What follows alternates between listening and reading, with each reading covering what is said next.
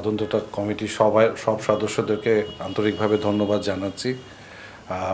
আপনারা আপনাদের যে ইচ্ছা এবং যেই লক্ষ্য সেটা নিয়ে সবার সাথে এখন কিছুটা ওনারাও জানতে পেরেছেন। আমরা ওনাদের সাথে যে আজকে যে বসেছি সেখানে কয়েকটা ব্যাপারে আমরা ওনাদেরকে খুব পরিষ্কার করে বলেছি যে কমিশনের পক্ষ থেকে আসলে কোনো ধরনের ইনফ্লুয়েন্স করার চেষ্টা কোনো কিছুই ওনাদের প্রতি থাকবে না। ওনারা পুরাপুরি স্বাধীনভাবে কাজ করবেন। আমাদের সাথে ওনারা কোঅর্ডিনেশন করতে পারেন, তবে আমাদের এক্সপেকটেশন থাকবে যে আমরা যত দ্রুত সম্ভব, এবং আমরা সব কিছু যে শেষ করে তারপরে রিপোর্ট হবে তা না। যখন যেটা হবে, যেটুকু কাজ শেষ হয়ে গেল, যেটা আবার তাড়াহুড়া করে যাতে কাঁচা কাজ না হয়, সেটাও একটা জরুরি ব্যাপার। আরেকটা ইম্পর্টেন্ট ব্যাপার যেটা বলেছেন যে লিগালি এক্সিকিউটেবল একটা রিপোর্ট আমরা চাচ্ছি। আগে আমরা অনেক দেখেছি যে একটা জাস্ট স্ট্যাটাস রিপোর্ট জাতীয় যদি হয় তাহলে তাতে খুব একটা লাভ হয় না। আমরা লিগালি এক্সিকিউটেবল একটা রিপোর্ট চাচ্ছি। সেই কারণে আমরা সবাইকে এখানে বিজ্ঞ লয়ার থেকে শুরু করে যিনি অ্যাডমিনিস্ট্রেশনে অনেক বছরের এক্সপিরিয়েন্স আছে, আমাদের এসিসির যিনি নিজে এই ল প্রণয়নের সাথে জড়িত ছিলেন অনেক বছর ধরে, তাকে সহ আমাদের যে ক্যাপিটাল মার্কেট দুজন এক্সপার্ট আছেন, এবং সবচেয়ে ইম্পর্ট্যান্ট হচ্ছে যে একেবারে খুব স্বনামধন্য ব্যক্তিত্ব যাদের ব্যাপারে কোনো ধরনের প্রশ্ন নাই, সেরকম অভিজ্ঞ এবং ব্যক্তিত্ব সম্পন্ন লোককে আমরা চেষ্টা করছিলাম। আমরা আশা করছি যে আমরা আমাদের লক্ষ্যে পৌঁছাতে পেরেছি। এখন বাকি কাজটা শুরু হয়ে যাবে খুব শিগগিরই ইনশাআল্লাহ। ওনারা ওনাদের কর্মপদ্ধতি তৈরি করবেন, এবং যেটা বললাম যে আমাদের দিক থেকে সেটা যেই হোক, এবং আরেকটা আপনারা কিছু ক্ষেত্রে ছিল যে এই কেসগুলোতে কিন্তু আসলে কয়েকটা স্তরে থাকে, ইনভলভমেন্ট থাকবে। শুরু হচ্ছে কিন্তু বিসেক থেকেই।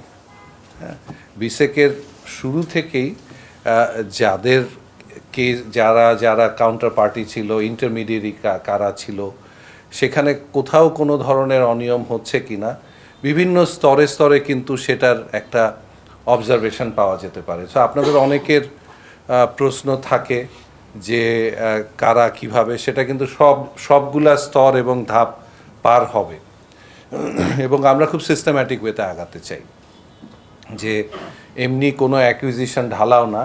আমরা একেবারে পুঙ্খানুপুঙ্খভাবে স্পেসিফিক এই কাজের মাধ্যমে আমাদের যে ল আছে সেটা ব্রেক হয়েছে সেরকম কোনো কিছু প্রমাণসহ জানতে চাই, এবং সেই রিপোর্টগুলো আমরা আশা করছি যে আমরা পাবো সামনে। এবং আমরা যেটা বললাম যে আমরা হয়তো ধাপে ধাপে আগাবো, যে একটা পুরা 2 মাস ধরে 12টা পাবো সেটা না। আমাদের যখন যেটা কাজগুলা শেষ হবে, পুরোপুরিভাবে শেষ হবে, তখন সেটা নিয়ে আমরা এগিয়ে যাব। তো এটা হচ্ছে আমাদের কর্মপরিকল্পনা। আপনাদের এগেন যেটা ইয়াওয়ার সাইদ ভাই বলেছেন, আপনারাও কিন্তু খুব ইম্পর্ট্যান্ট একজন স্টেক হোল্ডার। আপনাদের এই লেখার কারণে আলোচিত কেসগুলাকেই কিন্তু আমরা প্রথমে এনেছি, এবং এটা কিন্তু শুরু। এটার সামনে আর হয়তো ইনশাআল্লাহ আমরা যাব, আরও সামনে আমরা ডিপে যাব, আরও পরিধি বাড়বে। যখন শেষ হবে তখন পরিধি আবার আমরা বাড়িয়ে নেব, সেভাবে কাজ হবে। কিন্তু আপনারা কিন্তু খুব ইম্পর্ট্যান্ট স্টেক হোল্ডার। কারণ যেটা বললেন যে আমি যে আপনাদের সাথে আগেরবার বসেছিলাম, যে এটা একটা হিস্টোরিক মোমেন্ট, হিস্টোরিক অপরচুনিটি। আমরা যেই ছাত্র জনতার আন্দোলনের ফলে এখানে এসেছি, আমরা মনে করি যে এই সুযোগ আসলে বারে বারে বাংলাদেশ পাবে কিনা আমরা জানি না। এই সুযোগকে পুরোপুরি কাজে লাগাতে হবে। আমি আরও কিছু বলেছি যে পুঁজিবাজার কিন্তু সামনে খুবই গুরুত্বপূর্ণ হয়ে উঠবে। সেই জন্যে আমাদের পুঁজিবাজারটাকে আসলে স্বচ্ছ এবং সবার ভরসার জায়গা তৈরি করতে হবে। সেটা যদি করতে হলে কিন্তু আমাদের কিছু হিস্ট্রি তাকাতে হবে, সেখান থেকে আমরা কি শিক্ষা পাচ্ছি, যেটা ওনাদের সাথে আমরা বলছিলাম আগের দিন, আমি আপনাদের সাথে আগের দিনও বলেছিলাম যে শুধু হোয়াট হ্যাপেন সেটা না, why it happen, how we can control that in future. আমাদের রেলিভেন্ট কি লস চেঞ্জ করতে হবে, কি রিফর্ম লাগবে, সেগুলোও আমরা এখান থেকে বের করে আনার চেষ্টা করব, যাতে এটা সত্যি ক্ষেত্রে একটা কম্প্রিহেন্সিভ এবং একটা সামনে আমাদেরকে দিক নির্দেশনামূলক একটা এই রিপোর্ট থেকে আমরা দিক নির্দেশনামূলক কিছু ফাইন্ডিংস বের হয়ে আসবে বলে আমরা আশা করছি। তো আপনাদের এগেন সবাইকে আশা করব আপনারা এই যাত্রায় আমাদের সাথে সবসময় থাকবেন, কারণ আমরা মনে করি যে আপনারা হচ্ছেন এই যুদ্ধের প্রথম সারির সৈনিক। আপনারাও কিন্তু আপনারা যদি কোথায় কি হচ্ছে সেগুলা গোচরীভূত না করেন জানা সম্ভব না। এবং আপনারা দেখেছেন যে আমরা এই কমিশন শুরু করার 11 দিনের মাথায়, কার্যদিবস আরও অনেক কম, আমরা এই পর্যায়ে পৌঁছাতে পেরেছি। এবং সামনে আমরা আরও কিভাবে এটাকে বেগবান করা যায় আমাদের যাত্রাকে, সেটা সবসময় আমাদের সচেষ্ট থাকবে। তবে আমরা ওনাদেরকে সবসময় সেই সহযোগিতা দিয়ে যাব যাতে কাজটা আসলে সুচারুরূপে হয়। তাড়াহুড়া করতে যে যাতে আমরা কোয়ালিটি মিস করি সেটা আমাদের লক্ষ্য না। আমরা কাজগুলাকে যাতে একেবারে পরিপূর্ণভাবে করতে পারি সেই চেষ্টা আমাদের থাকবে এবং আপনাদের সহযোগিতা দরকার। অনেক ধন্যবাদ সবাইকে। আমরা অনেক ক্ষেত্রেই এরকম মিটিংয়ে আসে আমাদের একটা এজেন্ডা, যেখানে আমি লিঙ্কড হয়ে যাই। আমার সেখানটায় যেই এজেন্ডা, সেখানে আমি কোনো না কোনোভাবে লিঙ্কড, মানে কি উনাকে আমার পরিচিত বা উনি কোনোভাবে আমি রিলেটেড বা আমি এটার সাথে এই ডিলের সাথে জড়িত ছিলাম, তখন নিজেকে উনি এক্সকিউজ করে ফেলেন সেই মানুষটা। হ্যাঁ, তো সেখানে আমরা যেটা, যেমন মিউচুয়াল ফান্ড রিলেটেড আমরা অলরেডি আমরা ডিসকাশন করেছি, আমরা হয়তো কিছু কোঅপ্ট করার সামনে সুযোগ থাকবে, কিন্তু যেখানে যার কোনো ধরনের একটা কেসে তো বা একটা ডিলে তো অনেকগুলা রোল থাকে, অনেকগুলা ফাংশন থাকে, তাই না? যখন কেউ দেখবে যে ওই ডিলে ওনার কোম্পানি পার্সোনালি না হলেও ওনার কোম্পানির কোনো ধরনের ইনভলভমেন্ট বা ফাংশনে ছিল, তখন উনি নিজেকে এক্সকিউজ করে নেবেন। এটা তো খুবই সারা দুনিয়াতেই এটা একটা কমন ব্যাপার, যে যেখানে আমি ইনভলভ থাকছি সেখানে অন্যান্যরা এটা করবে, আমি সেটার থেকে দূরে থাকব। এবং এইটা কিন্তু আপনার মানে খুবই একটা কমন প্র্যাকটিস। ওনার থাকলেই যে সেটাতে করা যাবে না। আমি কয়েকজনকে বলছিলাম যে আসলে আমাদের এই সেক্টরে খুব কম মানুষ আছে এক্সপার্ট হিসাবে যাদের আসলে সেই ধরনের সুনাম আছে। আপনাদেরকেও বের করতে বলি, এটা ডিফিকাল্ট। আমাদের সাবজেক্ট ম্যাটার এক্সপার্ট দরকার, কিন্তু যেখানটায় কোনো ধরনের আগের অ্যাসোসিয়েশন বা ইনভলভমেন্ট ছিল সেখান থেকে ওনারা এক্সকিউজ করে নেবেন, এটা বড় ব্যাপারই না। ওই রিপোর্টে উনি থাকবেন না। ওনারা যখন এমনভাবে করবেন যে ওনার একটা চাইনিজ বলে এই ডিসকাশনে উনি থাকছেন না, আমাদেরকে we have to respect that decision এবং প্রসেস।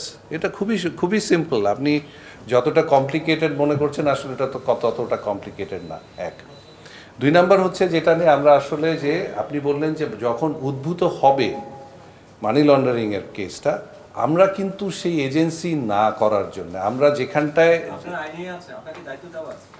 না, কিন্তু সেখানে আমি যদি ফার্স্টে বলি, হ্যাঁ, আমাদের কিন্তু আপনি যেটা বললেন সেখানটায় আমরা এটা নিয়ে আমরা কাজ করেছি। তো সেখানটায় যেখানে উদ্ভূত হবে আমরা কিন্তু এইখানটায় কিন্তু ফাইনাল না, আমাদের এটা কিন্তু ফাইনাল না, এটা শুরু। কাজে আমাদের সেই সুযোগ আছে। সো বেসিক্যালি আমরা সেই একটা বেসিক প্রেমিসেস আমাদেরকে তৈরি করতে হবে, যেখানে স্বার্থ সংশ্লিষ্ট যদি থাকে সেখানে উনি ইনভলভ থাকবেন না। এটা সারা দুনিয়ার একটা খুব অ্যাকসেপ্টেবল একটা প্র্যাকটিস, আমাদেরকেও সেটাতে মেনে নিতে হবে।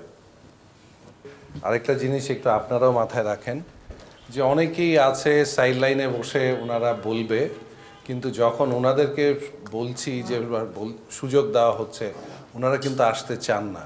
ওনাদের যেই তৈরি করেছেন যে জগৎ, সেখানেই থাকতে চান। ওনারা সেই সাহস নিয়ে, কারণ এখানে নামলে আপনি যে ময়লা জায়গাতে কাজ করবেন, এখানে তো আপনার কাদামাটি লাগবে, সেটা সবার জন্য আমাদের খাটে। অনেকেই কিন্তু চিন্তা করেছে যে কেন আমি এখানে আসবো, এটা তো খুবই ডিফিকাল্ট জায়গা। ওনারা সেই সৎ সাহস নিয়ে এসেছেন। কেন এসেছেন? ওনারা দেশের জন্য কিছু করতে চান।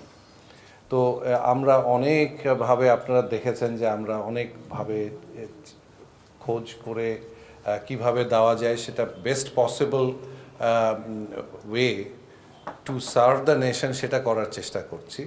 তো আশা করছি আপনারা সবাই সামনে কাজের মাধ্যমে আপনারা দেখবেন যে এই ইনিশিয়েটিভটা প্রপারলি আগাচ্ছে কি আগাচ্ছে না। যে আমরা টর এখনো করিনি, আমরা কমিটি করা হয়েছে, আপনাদের সাথে করে আজকে আমরা বসেছি। আপনাদের যদি এগুলো করতে হতো, আমাদের সারা রাত হয়তো এখানে থাকতে হতো। আমরা কালকে 9:30 পর্যন্ত কাজ করেছি। আমরা চেষ্টা করছি বায়োনিক গতিতে আগাতে। টর এখনো হয়নি, সেখানটায় আমরা সেই সমস্ত ব্যাপারগুলো আসবে, যে কিভাবে রিপোর্টগুলো কে হবে সেগুলো সমস্ত আমরা মাথায় রেখে করব।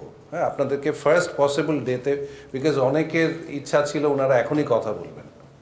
হ্যাঁ, গতকালকে রাতের থেকেই কথা বলতে চাচ্ছি না। এই ব্যাপারটা যেহেতু আমরা এসেছে, আপনাদেরকে আমি প্রথম দিনই বলেছি যে আপনারা সবাইকে আমাদেরকে একটা প্রসেসে সাবস্ক্রাইব করতে হবে। আমরা মুখপাত্র দিয়েছি, ওনার সাথে যোগাযোগ করে সেই জিনিসগুলো জানার চেষ্টা করবেন। এক, দুই হচ্ছে যে আমরা যেটা উনি বললেন, আমরা টরের সাথে এটা কিন্তু অনেক জড়িত। কিভাবে যদি একজন এক্সকিউজ করে তখন কিভাবে রিপোর্টটা আসবে, সেগুলো আমরা মাথায় রেখে সমস্ত কিছু করব।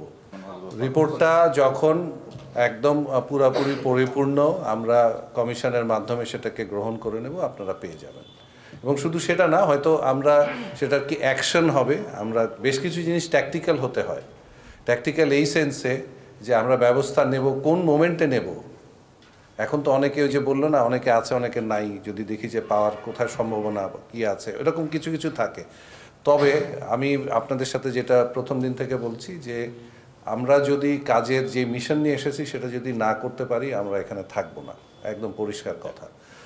তবে আমরা হয়তো ট্যাকটিক্যাল হব, কিন্তু ওই যে আপনারা পাবেন না সেটা না। এটা টাইমিংটা কোনটা বেস্ট টাইমিং, আমরা ওই যে ইয়ের ক্ষেত্রে মানে ব্যবস্থা নেওয়ার ক্ষেত্রে কোনটা বেস্ট টাইমিং, সেটা হয়তো একটা হতে পারে। কিন্তু অবশ্যই আপনারা এটা তদন্ত রিপোর্ট দেওয়ার জন্যই আমরা তদন্ত কমিটি করেছি। আমি দেখেন, আমরা আসলে আজকে যেহেতু আসলে তদন্ত কমিটি বিষয়কে থাকতে চাচ্ছি, আপনি যেগুলো বলেছেন সেগুলো খুব ফান্ডামেন্টাল কিছু ব্যাপার। আমরা প্রথম দিন কিছু কিছু বলেছি যে আমরা আমাদের যে সমস্ত বেশ কিছু রেগুলেশনস আমরা লিস্ট তৈরি করছি, রিভিউ করব।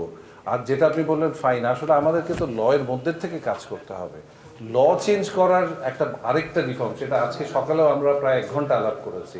ল রিফর্ম করাটা খুব ইজি না, খুব ইজি না।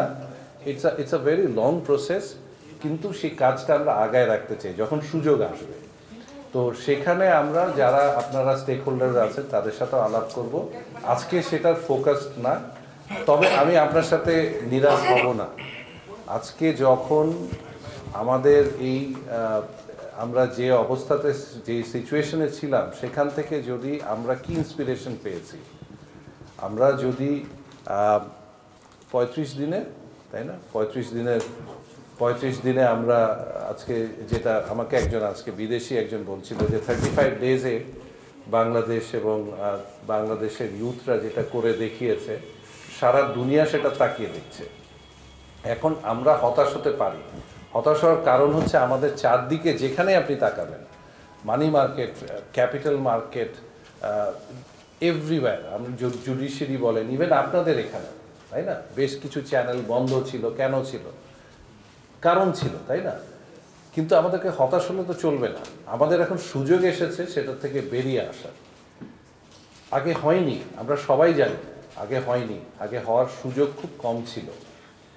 কিন্তু সামনে আমাদেরকে সেই হতাশাটা নিয়ে আগালে তো চলবে না। আমাদেরকে যে সুযোগটা এসেছে সেই সুযোগটা নিয়ে আগাতে হবে। আমরা তো 10টা চিন্তা করব, আমরা যদি 7টাও করতে পারি আলহামদুলিল্লাহ। সামনের 3টার পরে কিভাবে করব সেটা দেখব। এবং আপনি যেটা বলছেন এগুলো বেশ কিছু ফান্ডামেন্টাল জিনিস, সেগুলো নিয়ে আমরা আলাপ শুরু করেছি। বললাম না, আজকে হয়তো আমাদের 7th ওয়ার্কিং ডে। হ্যাঁ, আমরা কিন্তু সবগুলো নিয়ে আলাপ শুরু করেছি। তো ইনশাআল্লাহ আমরা ডিলিজেন্টলি যদি ধৈর্য ধরে আগাতে থাকি আমরা একটা পর্যায়ে পৌঁছে যাব। আমি প্রথম দিন যেটা বলেছি যে আমরা এটা এই 15 বছর যদি খুব একটা একটা খুব টার্ময়েলের মধ্যে দিয়ে যায়, 15 মাসে তো সেটা কাটানো সম্ভব না, কিন্তু আমরা চেষ্টা করলে একটা একটা সম্মানজনক জায়গা, যেখানে স্বস্তির জায়গাতে চলে যেতে পারবো ইনশাআল্লাহ। তদন্ত কমিটি গঠন হওয়ার পর যখন কোনো ফাইনাল রেজাল্ট আসে, হ্যাঁ, ধরেন একজনকে 30 কোটি টাকা জরিমানা করা হলো, করার পর কিছুদিন পরে দেখা যাচ্ছে যে সেই মানুষটা আবার হাইকোর্টে চলে যায়, যাওয়ার পর সেখানে ওই 30 কোটির জায়গায় 10 কোটি চলে আসে, মানে 20 কোটি হাইকোর্ট বাদ দিয়ে দেয়। তো সেই ক্ষেত্রে কি আমাদের কমিশন থেকে কোনো কিছু ব্যবস্থা নেওয়া হয় কিনা? আমরা আসলে যেই অর্গান তার কাজ আমরা শ্রদ্ধাশীল থাকতেই হবে। আমরা যেরকম একটা রিফর্মে নেমেছি, জুডিশিয়ারিও কিন্তু রিফর্মে নেমেছে। না, আসলে আমার একটা রিপোর্টে কিন্তু এরকম হয়েছে, একটা ইস্যু ম্যানেজারের বিরুদ্ধে হচ্ছে আমি রিপোর্ট করেছিলাম 26 কোটি টাকা জরিমানা খাওয়ার পর, এখন দেখা যাচ্ছে যে হাইকোর্টে গিয়ে উনি তো মানে 16 কোটি টাকা বাদ দিয়ে দিয়েছেন। হ্যাঁ, তো এইটা তো কমিশন থেকে কোনো ব্যবস্থা নেয়নি। আমাদেরকে সেই এখন সবাইকে আমরা যেরকম শোধরানোর চেষ্টা করছি, সবাইকে সে শোধরানোর চেষ্টা, সবাইকে সুযোগটা দিতে হবে। আচ্ছা, অর্থনৈতিক একটা কথা বলতে চাই, সেটা হচ্ছে সাংবাদিকদের বিরুদ্ধে যে মানে রিপোর্ট করার পরপরই হচ্ছে যাদের বিরুদ্ধে রিপোর্ট করা হয় তারা তো অবশ্যই শক্তিশালী, প্লাস হচ্ছে অনেক বেশি টাকার মালিক। হ্যাঁ, আমরা যারা রিপোর্টার তারা খুবই ক্ষুদ্র। তো দেখা যাচ্ছে যে রিপোর্ট করার সাথে সাথেই মামলা করে দেয়, যেমন আমার কিন্তু অলরেডি 2টা মামলা চলছে রানিং, ঠিক আছে? তো এইটা ফেস করতে গেলে তো আমার লাইফে মানে আর কিছু থাকে না। এই ক্ষেত্রে কমিশন কি করবে আসলে আমাদেরকে, মানে সাংবাদিকদের ক্ষেত্রে? দেখা যাচ্ছে যে রিপোর্ট করেছি, সমস্ত ডকুমেন্টস দিয়েছি, উল্টা 2-3টা মামলার জন্য মাসের পর মাস দৌড়াদৌড়ি কষ্ট, তার মধ্যে বিশ্বাস করেন কিনা জানি না প্রশাসন বুঝেই না যে আসলে এই কাগজটা কি। যখন বোঝানো হয় তখন বলে আসলে এটা তো বুঝি না, উনি তো এটা বলছে, ঠিক আছে? তো এখন ওনাকে বুঝাইতেও পারি না, ওই মামলা থেকে নিস্তারও পাচ্ছি না, কোনো রিপোর্টও দিতে পারছি না, এরকম করে 1 বছর ধরে ঝুলতেছে 2টা মামলায়। আমি আপনার প্রতি পুরোপুরি সহানুভূতিশীল। আমাদের দিক থেকে যদি লিগ্যালি আমরা কিছু করতে পারি অবশ্যই করব, আমরা সেটা চেষ্টা করব। আমরা আপনারা জানেন যে আমরা রিসেন্টলি বেশ কিছু অ্যাকশন নিয়েছি, যেখানে আমরা এই জিনিসগুলোকে আমরা মামলা করার ব্যাপারে খুব তৎপর ছিলাম। আমরা সেগুলাকে চেষ্টা করছি কিভাবে সেগুলাকে আমরা রিভার্স করা যায়। আপনার ব্যাপারে আমরা আমাদের দিক থেকে কোনো রকম, যেহেতু আপনি আসলে প্রপার রিপোর্টিং করতে যে ইনফ্যাক্ট আপনি এফেক্টেড হচ্ছেন, সেখানে আমরা দেখব, কিন্তু এটা আসলে আমাদের হয়তো এখতিয়ারে পড়ে না, তারপরে দেখব। তবে একটা ব্যাপার হচ্ছে কি যে আপনারা কিন্তু খুব একটা নোবেল প্রফেশনে আছেন।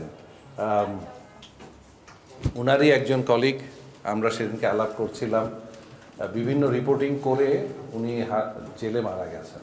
আপনারা চেনেন অনেকে, তাই না? তো আপনারা যে নোবেল প্রফেশনে আছেন সেখানে কিন্তু এটা পার্ট অ্যান্ড পার্সেল। আপনারা, আমি বলছি না এটা করা উচিত, কিন্তু এইটার এই ঝুঁকিটা কিন্তু থাকবে, কিন্তু আপনাদেরকে তো হেরে গেলে চলবে না।